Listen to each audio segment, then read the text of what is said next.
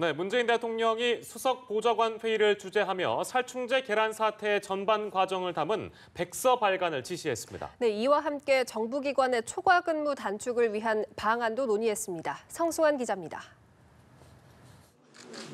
문재인 대통령은 청와대 여민관에서 수석 보좌관 회의를 주재했습니다. 오늘 회의에서는 먼저 살충제 검출 계란 파동에 대한 정부의 대응을 평가하고 제도 개선 계획을 논의했습니다. 사육 환경, 안전 관리, 친환경 인증 등을 개선하고 법령 정비, 범정부 차원의 관리 시스템 구축을 핵심 과제로 의견을 나눴습니다. 박수현 청와대 대변인은 정부 대응의 문제점을 검출 이전과 최초 검출, 그리고 전수검사 이후로 나눠서 분석했다고 전했습니다. 특히 문재인 대통령은 재발이 안 되도록 교훈으로 삼아야 한다면서 이번 사태 전 과정을 담은 백서 발간을 지시했다고 말했습니다. 이와 함께 별도로 위기관리센터 주관으로 청와대 위기관리 초기 대응 매뉴얼을 개정하기로 했다고 설명했습니다. 회의에서는 정부기관의 초과근무 단축, 연차 활성화 방안도 논의가 됐습니다. 박 대변인은 휴식 있는 삶을 위한 일과 생활의 균형을 위해서 정부가 선도하는 차원이라고 설명했습니다. 이를 위해 초과근무 총량제 적용을 확대하고 과도한 업무 개편, 불필요한 초과근무, 적극 축소 등에 대해서 의견을 나눴습니다. 특히 청와대 직원의 연가 활성화와 초과근무 최소화를 위한 내부 지침 보고도 있었습니다. 신규 임용자의 연가 사용 일수는 근무기간에 비례해 산정을 하고 전체 연가의 최소 70% 이상 사용을 독려하기로 했습니다. 문 대통령의 경우에는 전체 21일 가운데 5월 취임부터 계산하면 14일의 연가가 있는 것이라고 박 대변인은 설명했습니다. 또 매주 수요일을 가정의 날로 지정해서 특별한 업무를 제외하고는 정시 퇴근해서 일과 가정의 양립을 지원한다는 방침입니다. 적극 장려하는 차원에서 이행률을 성과 평가 기준에 반영해 성과급 지급 등에 반영할 예정이라고 청와대는 밝혔습니다. 이를 통해 절감된 재원은 공공부문 일자리 창출에 쓸 예정입니다. 청와대에서 연합뉴스TV 성서환입니다. 문재인 대통령의 5.18 진상규명 특별조사 지시를 받은 국방부는 곧바로 특별조사단을 꾸려 조사에 착수하겠다고 밝혔습니다. 네, 육군과 공군 차원의 자체 태스크포스도 구성될 것으로 알려졌는데요. 당시의 상황 일지 등 군 기밀 문서들을 확인할 방침입니다. 이승국 기자입니다. 국방부는 최대한 서둘러 조사를 시작하겠다는 방침입니다. 송영무 장관은 국방부 내에 꾸려질 특별조사단과 별개로 육군과 공군에 자체적으로 관련 태스크포스를 구성하라고 지시한 것으로 전해졌습니다. 국방부는 먼저 시민들에 대한 헬기 사격 여부와 공군 전투기 부대의 광주 출격 대기 지시가 있었는지를 확인할 계획입니다. 지난해 국립과학수사연구원은 광주 금남로 전일빌딩 10층에서 발견된 100여 개의 탄흔은 헬기 사격에 의한 것으로 추정된다고 밝혔고 5.18 당시 한 공군 조종사는 최근 방송 인터뷰에서 전투기 부대 전체에 광주 출격 대기 명령이 내려졌다고 주장했습니다. 국방부는 특히 그동안 진상규명에 가장 큰 걸림돌로 꼽혔던 기밀문서 해제를 적극적으로 추진하겠다고 밝혔습니다. 주요 인물의 발언과 활동 내용 등이 담긴 기무사의 조난 자료 등도 확인할 것이라며 국방부 차관이 위원장을 맡는 군사기밀보호심의위원회를 열어 논의할 계획이라고 설명했습니다. 공군 전투기와 수송기, 육군 헬기 이동 관련 문서 등 당시 부대들의 이동 상황과 작전 일지에 대한 확인 작업이 이루어질 전망입니다. 가장 큰 관심은 이 과정에서 민간인에 대한 발포 명령을 누가 내렸는지를 밝혀낼 수 있을지 여부입니다. 앞서 3차례의 5.18 민주화운동 관련 진상조사가 이루어졌지만 증거 부족과 관련자들의 진술 기피 등으로 발포 명령자는 규명되지 않았습니다. 연합뉴스TV 이승국입니다. 검찰이 이명박 정부 시절 국가정보원이 운영한 사이버 외곽팀에서 활동하며 여론 조작에 가담한 정황이 의심되는 인물들을 상대로 소환 조사에 착수했습니다. 서울중앙지검 수사팀 관계자는 어제와 오늘 국정원이 수사 의뢰한 외곽팀장 등 일부 관계자들에 대해서 소환 조사를 진행하고 있다고 밝혔습니다. 이틀간 검찰에 소환된 이들은 국정원 퇴직자 모임인 양지회와 이명박 전 대통령을 지지했던 모임인 한국자유연합과 민생경제정책연구소, 늘 푸른 희망연대 등에서 활동한 대여섯 명으로 전해졌습니다. 검찰이 청와대 캐비닛에서 발견된 이전 정부 생산 문건들을 박영수 특별검사팀으로부터 모두 넘겨받았습니다. 서울중앙지검 관계자는 어제 문건 일체를 모두 받았다며 문건 내용과 작성 경위를 분석해 박근혜 전 대통령 재판 등 국정농단 관련 재판의 공소 유지와 수사에 활용할 방침이라고 밝혔습니다. 앞서 청와대는 해당 문건 발견 사실을 공개하면서 삼성 및 문화계 블랙리스트 관련 내용 등이 담겨 있고 위안부 합의와 세월호, 국정교과서 추진 등과 관련해 적법하지 않은 지시사항이 포함돼 있다고 밝힌 바 있습니다. 리얼미터가 지난 21일부터 사흘간 전국 성인 남녀 1,522명을 상대로 벌인 여론조사 결과 문재인 대통령의 국정수행 지지율이 2주째 오른 74.4%로 나타났습니다. 직무수행 부정평가는 1.5%포인트 내린 19.5%, 모름 또는 무응답은 6.1%였습니다. 업체는 보수층에서 긍정평가가 부정평가를 앞섰다고 밝히고 취임 100일 컨벤션 효과에 살충제 계란 직접 사과, 5.18 특별조사 지시 등이 지지율 상승에 영향을 준 것으로 분석했습니다. 정당 지지도에서는 민주당이 52.9%였고 자유한국당 14.8%, 바른정당 6.8%, 국민의당 6.3%, 정의당 5.5%였습니다. 문재인 대통령과 시진핑 주석이 한중 수교 25주년 메시지를 통해서 관계 발전을 강조했습니다. 네, 문 대통령은 실질적인 전략적 협력 동반자 관계로 발전하길 기대한다고 밝혔고 시 주석은 함께 노력해서 이견을 타당하게 처리하자고 말했습니다. 이경희 기자입니다. 한중 정상은 수교 25주년을 맞아 교환한 메시지에서 양국의 관계를 매우 중시한다고 입을 모았습니다. 문재인 대통령은 1992년 수교 이래 양국 정부와 국민은 긴밀한 교류 협력으로 상호 이해와 신뢰를 높이고 관계를 발전시켜왔다고 평가했습니다. 또 시진핑 주석과의 공감을 바탕으로 양국의 공동 번영, 더 나아가 한반도와 동북아, 세계 평화 발전에 기여하는 실질적인 전략적 협력 동반자 관계로 나아가기를 기대한다고 강조했습니다. 시진핑 주석도 25년의 노력이 양국 국민에게 실질적인 혜택을 주었고 영내 평화와 발전에 적극 기여했다고 언급하고 관계를 발전시켜 나가자고 말했습니다. 특히 함께 노력해 정치적 상호 신뢰를 공고히 하고 이견을 타당하게 처리하자며 사드 갈등 해소를 향한 희망을 내비쳤습니다. 악화된 한중 관계 속에 양 정상은 직접 통화나 만남 없이 메시지 교환만으로 수교 25주년을 기념했습니다. 우리 측에서 김정숙 여사가 중국 미술계의 거장 치바이스 전시회를 중국 대사와 함께 관람하며 배려하는 모습을 보였지만 중국 측에선 특별한 화답이 없는 것으로 전해졌습니다. 연합뉴스TV 이경우입니다. 한중 정상은 수교 25주년 축하 메시지를 교환했지만 기념 행사는 사드 갈등으로 대폭 축소됐습니다. 네, 20주년 때와 비교하면 초라해 보일 정도입니다. 이봉석 기자입니다. 한중 수교 20주년을 맞은 지난 2012년 양국 공동 주최로 베이징에서 열린 수교 기념 행사에는 중국 시진핑 국가주석이 당시 국가 부주석의 신분으로 깜짝 등장했습니다. 양제츠 당시 외교부장과 왕자루이 당 대외연락부장 등 다른 고위급 인사들도 대거 참석했습니다. 하지만 수교 25주년으로 같은 정주년인 올해에는 공동 주최 행사 없이 양국이 개별적으로 기념 행사를 엽니다. 8월 24일 목요일 베이징과 서울에서는 각각의 대사관 주최로 기념 리셉션이 개최될 예정입니다. 참석자의 급도 낮아졌습니다. 우선 서울에서 열리는 주한 중국 대사관 주최 기념 리셉션에는 임성남 외교부 1차관이 강경화 장관 대신 참석해 축사를 합니다. 베이징에서 주중 한국 대사관 주최로 열리는 기념 행사에는 중국 최고 정책 자문기관인 정협의 완강 부주석이 중국 측 주빈 자격으로 참석합니다. 완강 부주석은 부총리급 고위 인사이긴 하지만 공산당 일당 독재 국가인 중국의 기타 정당 중 하나인 치공당 소속입니다. 중국이 서열은 높지만 공산당 소속은 아닌 인물을 파견키로 한 것은 한중 관계의 중요성과 양국 간 사드 갈등을 동시에 고려했기 때문으로 풀이됩니다. 올해 기념행사의 축소는 사드 여파로 한중 관계가 급격히 얼어붙은 현실을 단적으로 보여준다는 평가가 나옵니다. 연합뉴스TV 이봉석입니다. 어제 만기 출소한 한명숙 전 총리의 수사와 판결을 둘러싼 정치권의 공방이 연일 이어지고 있습니다. 네, 국회 취재기자 연결해 보겠습니다. 나재원 기자.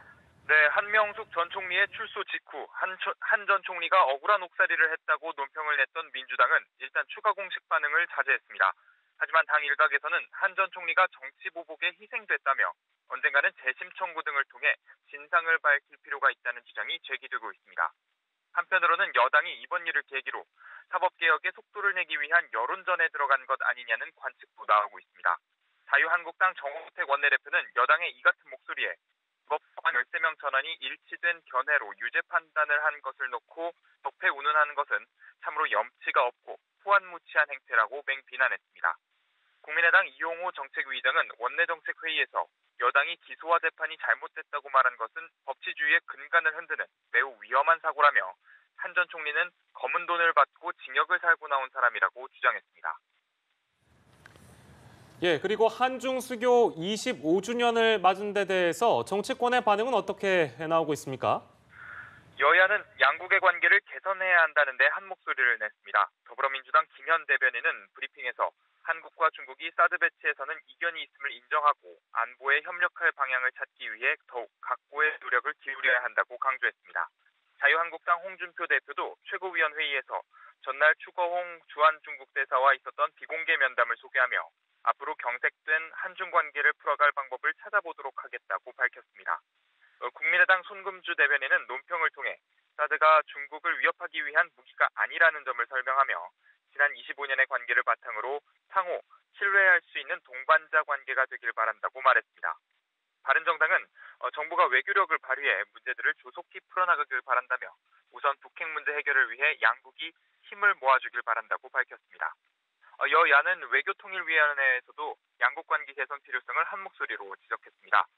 강경화 외교부 장관은 공감을 표하며 사드 문제로 어려운 부분이 있다면서도 나름대로 전략적 사고와 분석을 하고 있다고 답했습니다. 지금까지 국회에서 전해드렸습니다.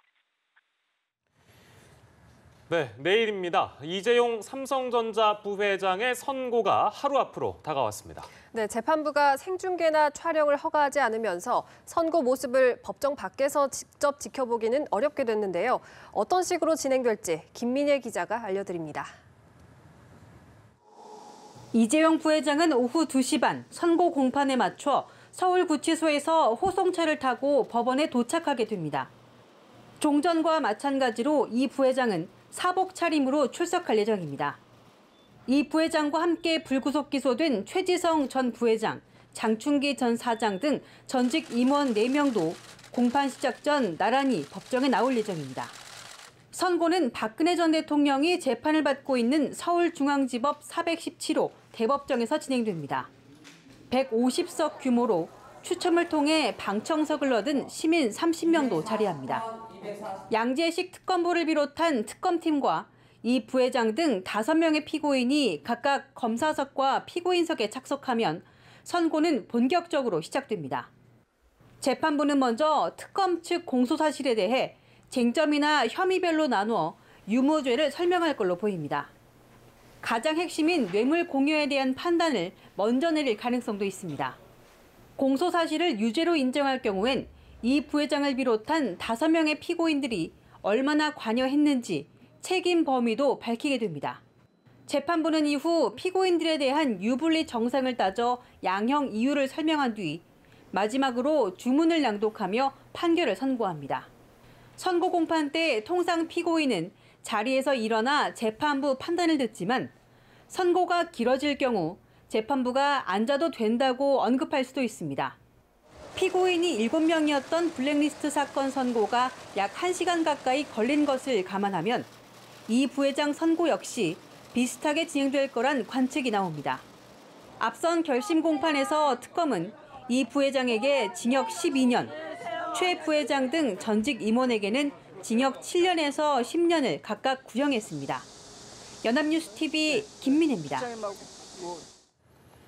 하루 앞으로 다가온 삼성전자 이재용 부회장의 1심 선고 공판에 삼성은 물론 재계가 촉각을 곤두세우고 있습니다. 네, 무죄 선고 시 정상화기를 모색할 수 있지만 실형 선고 시 비상체제는 장기화될 수밖에 없습니다. 남현호 기자가 보도합니다. 25일 오후 2시 30분 이재용 삼성전자 부회장의 운명을 가를 1심 선고 공판 개정 시간입니다. 앞서 특검은 박근혜 전 대통령 측에 뇌물을 건넨 혐의 등으로 이 부회장에 대해 징역 12년을, 함께 재판을 받는 전직 임원 4명에 대해 징역 7년에서 10년을 각각 구형했습니다. 당시 구형량에 삼성은 물론 재계도 충격을 받은 것으로 알려졌습니다. 이런 가운데 1심 선고가 임박하면서 삼성 안팎에 긴장이 고조되고 있습니다.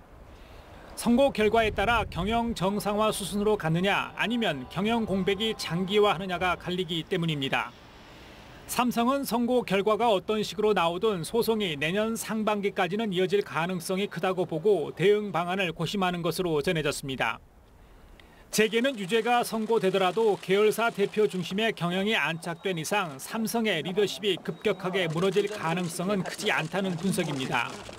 다만 총수 공백 장기화에 따른 불확실성 확대와 중장기 사업 전략 수립 차질은 불가피할 전망입니다.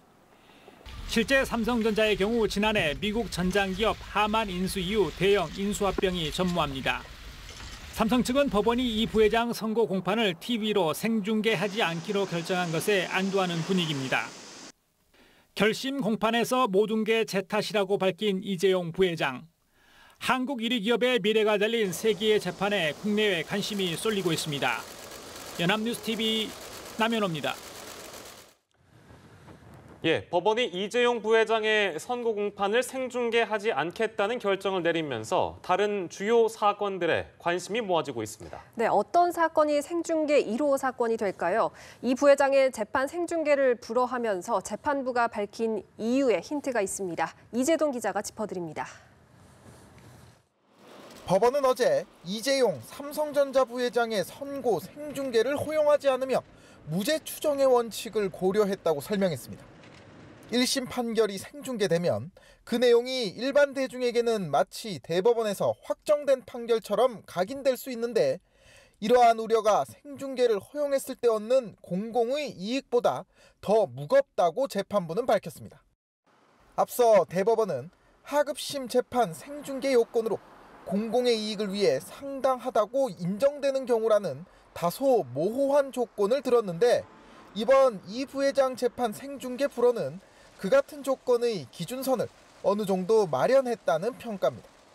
사기업의 총수인 이 부회장보다 공직자들의 비리 혐의 유무죄 여부는 공공성이 더욱 담보된다는 측면에서 오는 30일 파기환송심 선고가 예정된 원세훈 전 국정원장 사건이나 박근혜 전 대통령 재판 등이 첫 TV 생중계 대상으로 거론됩니다. 산업계 전반에 미치는 파장이 상당한 기아차 통상임금 재판이나 가습기 살균제 피해자들의 국가상대 손해배상 소송 등 민사사건도 생중계 필요성이 제기됩니다. 다만 민사사건 선고의 경우 보통 재판의 결과만 밝히고 자세한 이유는 설명하지 않아 가능성이 적다는 의견도 있습니다. 연합뉴스TV 이재동입니다. 부작용 논란이 불거진 깨끗한 나라의 생리대 릴리안을 사용한 여성 10명 가운데 6명은 생리 주기가 바뀌었다는 조사 결과가 나왔습니다. 여성환경연대는 기자회견을 열고 릴리안 생리대를 사용한 뒤 건강 이상을 제보한 여성 3,009명의 사례를 분석한 결과 응답자의 66%가 생리 주기에 변화가 있었다고 답했습니다. 주기가 1, 2개월 바뀌었다는 응답이 23%로 가장 많았고 3개월 이상이 10%, 6개월 이상은 12%로 나타났습니다. 또 전체 제보자 중 86%는 생리양이 줄었다고 답했고 4%는 늘었다고 응답하는 등 생리양의 변화도 있었던 것으로 조사됐습니다. 깨끗한 나라 릴리안 생리대 부작용 논란이 확산하면서 피해 배상 소송을 준비하는 소비자들이 급격히 늘고 있는 것으로 나타났습니다. 법무법인 법정원은 지난 21일 릴리안 생리대 피해자를 위한 집단 소송 준비 모임 카페를 개설하고 소송을 준비 중이라고 밝혔습니다. 카페 회원수는 사흘 만에 약 8,500명으로 늘어났으며 카페 게시판에는 소송 참여가 가능할지를 묻는 회원들의 글이 잇따르고 있습니다. 생리대 부작용 논란으로 소비자 불안이 확산하자 식품의약품안전처가 생리대 제조업체에 대한 긴급 현장 조사에 착수했습니다. 조사 대상은 깨끗한 나라 외에 유한킴벌리, LG 유니참, 한국 P&G, 웰크론 헬스케어 등 생리대 시장의 90%를 차지하는 5개사입니다. 식약처는 접착제 과다 사용 여부, 원료 및 제조 공정의 허가사항 준수 여부 등을 집중 점검하고 위반 사항이 확인되면 행정처분과 제품 회수에 나설 방침입니다. 또 내일 산부인과 전문의, 소비자 단체와 함께 생리대 안전관리 방안을 논의할 예정입니다. 중북부 지방은 오후 들어 장대비가 쏟아져 100mm의 강수량을 기록했습니다. 중부와 호남 곳곳에서는 밤까지도 집중호우가 내릴 전망입니다. 네, 자세한 강수 전망을 기상 전문 기자 연결해서 알아보겠습니다. 김동혁 기자.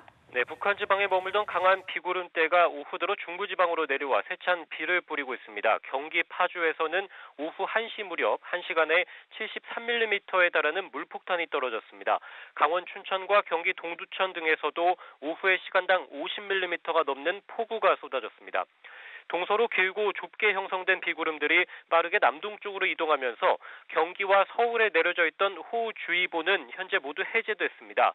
현재는 강원 평창과 횡성, 원주의 호우주의보가, 강원 중부 산간에는 호우경보가 발효 중인 가운데 시간당 50mm 안팎의 강한 비가 쏟아지고 있습니다.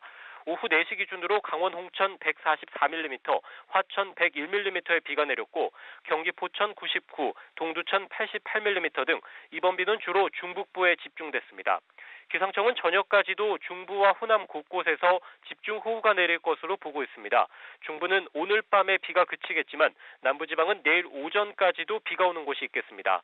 남부지방 곳곳에는 폭염특보도 여전히 발효 중입니다. 부산과 울산, 경남 창녕, 제주 동부에는 폭염경보가, 광주와 대구 등 그 밖에 남부 많은 곳에는 폭염주의보가 내려져 있습니다. 오늘 제주는 35.7도를 기록해 전국에서 가장 뜨거웠고 포항과 대구도 35.5도를 기록했습니다. 남부의 폭염은 흐리고 점차 비가 내리면서 밤새 누그러질 전망입니다. 지금까지 보도국에서 전해드렸습니다. 지난 2011년 기아자동차 근로자 2만 7천여 명이 정기 상여금을 통상임금으로 인정해달라며 회사를 상대로 낸 소송 결론이 이달 말에 내려집니다. 서울중앙지법은 오늘 통상임금 소송의 변론 절차를 모두 종결하고 오는 31일 오전 10시에 선고하겠다고 밝혔습니다.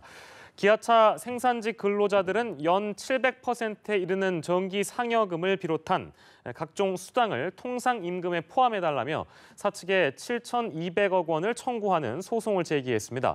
노동계는 이번 판결에서 노조 측이 이길 경우 사측 부담액은 최대 3조 원에 이를 것으로 추정하고 있습니다. 정부의 파리 부동산 대책 발표 이후 서울 아파트 값이 3주 연속 하락세를 보였습니다. 또 투기 과열지구로 함께 묶인 경기도 과천은 2주 연속 하락세를 기록한 가운데 그동안 보합세를 보이던 세종은 상승 전환했습니다. 곽준영 기자입니다. 정부의 파리 대책 이후 서울 부동산 시장에서 규제의 효과가 이어지고 있습니다. 지난 21일 기준 서울의 아파트 가격은 한 주 전에 비해 0.04% 떨어졌습니다. 하락폭은 전주와 같았지만 파리 대책 후 3주 연속 집값이 떨어지고 있는 겁니다. 자치구별로 보면 재건축 단지가 밀접한 서초구가 0.15% 떨어져 하락폭이 가장 컸고 성동구와 강동구, 노원구가 뒤를 이었습니다. 하락폭이 줄긴 했지만 강남구와 송파구 등 다른 강남 지역의 하락세도 여전했습니다. 투기과열 지구 지정 이후 지난주 처음 하락세로 전환했던 과천은 이번 주 0.02% 떨어져 하락폭이 커졌습니다. 반면 투기 지역과 투기과열 지구로 함께 묶이면서 2주 연속 보합세였던 세종시는 이번 주 0.05% 올라 상승세로 전환했습니다. 조치원 등 세종시에서도 규제를 피해간 행정중심 복합도시 외 지역의 아파트가 가격 상승을 견인한 것으로 분석됩니다. 서울의 경우에는 파리 대책 이후 비교적 구체적인 가격 조정 둔화세가 나타나고 있는 반면 일부 지방에서는 가격 오름세가 나타나는 곳도 있어서 이사철 이후의 상황을 좀 더 지켜보고 대책의 효과를 판단해야 될 것 같습니다. 한편 전국의 아파트 전셋값은 지난주 대비 0.01% 올랐습니다. 서울과 수도권의 전셋값 상승률은 지난주와 같은 수준을 유지했고 지방은 지난주보다 하락폭이 줄은 것으로 나타났습니다. 연합뉴스TV 곽준영입니다. 다음 달부터 임신과 출산에 대한 건강보험 지원이 확대됩니다. 보건복지부에 따르면 9월부터 임신이나 출산 진료비 지원 대상이 출산이나 유산한 지 60일 이내의 사람으로 확대됩니다. 지금까지는 임신한 사람이 임신 상태에서 신청했을 때만 건강보험에서 진료비를 지원해 왔습니다. 복지부와 건강보험공단은 국민행복카드를 통해 임신부에게 진료비 50만 원을 지급합니다. 박수현 청와대 대변인이 중소벤처기업부 장관 인사를 발표합니다. 청와대 현장으로 가겠습니다. 박성진 현 포항공대 기계공학과 교수를 지명했습니다. 박성진 후보자는 기계공학 분야에서 세계적으로 인정받는 공학자이자 20년 전부터 대기업과 벤처기업에서 현장 경험을 쌓아온 학자입니다.